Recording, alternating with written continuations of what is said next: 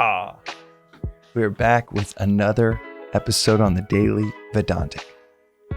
And today's episode is on what is, what exists.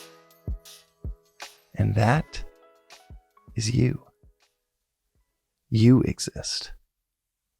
There are very few philosophies, Vedanta and perhaps a few schools of Tibetan Buddhism, where all you need to look at is the here and now, to understand the totality of the universe and the totality of what this philosophy is saying. We did an episode on that recently, talking about the fact that you don't need to believe in anything in the past. You don't need to have any superstition about the future or which future events are going to happen to bring some totality to the fold, to end or right some cosmic wrong. You don't have to go to the past or the future. You, here, and now are the only three elements in this entire philosophy. When you get down to it, what the masters within this philosophy have said for thousands of years, it's just those three things.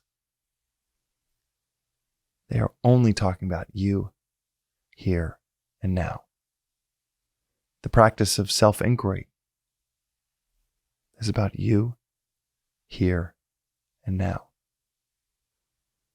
Not about some other cosmic entity. Not about some legalistic view, laws that are handed down to follow, to potentially get into the world's most epic amusement park, that cosmic heaven we've been told so much about. There is eternal bliss, eternal peace, prosperity. But the elements in the equation, finding yourself there, are you, here, and now. That's what we're told within this philosophy. And to continue this conversation around how this is one of the very, very few philosophies in the world that puts forth no superstition whatsoever about what's going to happen in the future. Similarly, I was recently reflecting on a lecture that I had heard that just spelled it out just as bluntly, that you exist, almost too bluntly. It is like the smell we no longer perceive. It is like the sight we no longer see because it is so just, plain. But what is profound is that is something you can know. There have been debates for thousands of years, and there will be debates for thousands of years of whether God exists, of which prophet was right, of which saint said it in the right way, of who was and wasn't the Son of God, who was on the good side, the bad side. There will be endless debate about that, and there has been endless debate about such things. But what there is no debate on is whether or not you exist.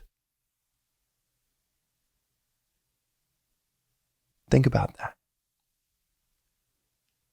In the grand infinitude that is the universe, you have that which exists. And then you have an even grander infinitude of nothingness, of that which does not exist.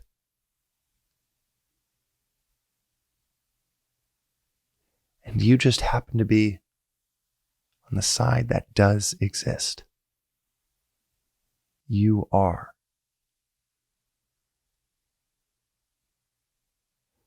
Within this philosophy, we're told the three practices are question everything. Don't take anything for granted. And study and reflect daily.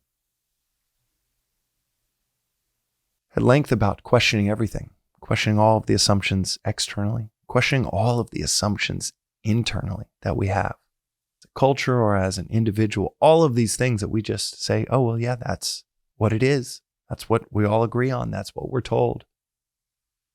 We're told to question that. Even question the questioning. Is questioning valuable? Certainly question every aspect of this philosophy. It's not just encouraged, it is the primary practice.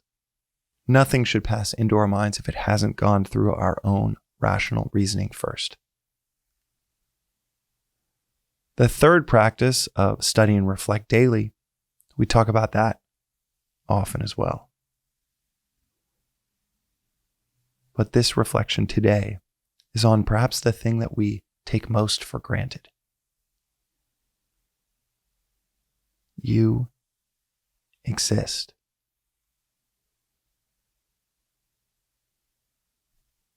You could debate for years of whether you existed before, of whether you'll exist after. But when it comes to your here and now, it is totally and completely yours. Because you are. Because in the infinity of what is not, this philosophy is calling all of your attention to a simple and profound fact that you are.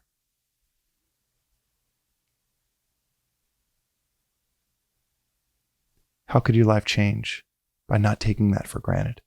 How can your outlook, your perceptions, your notions of truth, how can those change if you no longer take that for granted? It's the one thing we can know with absolute certainty. And it's the thing we're so quick to throw away as meaningless knowledge. Maybe it is the most meaningful knowledge you'll ever have. The simple and profound fact that you are. That is today's reflection on the Daily Vedantic. We'll see you next time.